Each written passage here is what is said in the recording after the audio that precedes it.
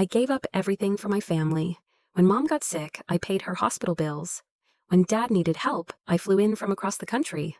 But when I found out my sister used my inheritance to buy a Tesla, they laughed, so I smiled. And sued her. I hadn't seen them in 3 years. I flew in for Dad's 70th. I wore a coat I bought secondhand because I spent most of my savings on his gift. A rare 1965 coin said he always wanted. My sister arrived late, parked her brand new Tesla in the driveway, and walked in like a celebrity. Mom hugged her first. No one looked at me. At dinner, Dad raised his glass.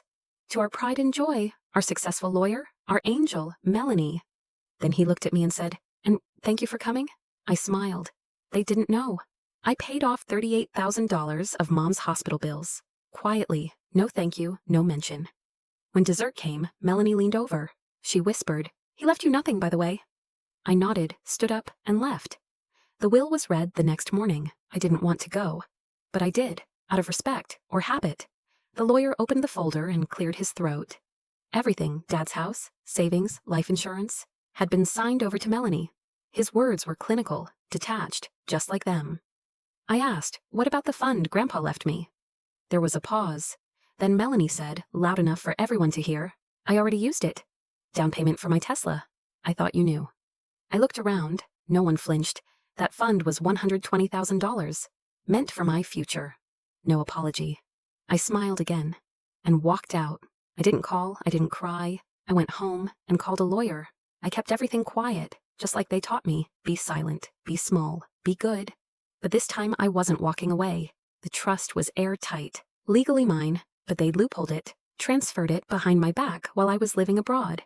The court date came. Melanie showed up in heels and sunglasses. She smiled at me like this was brunch. My lawyer spoke first, methodical, calm.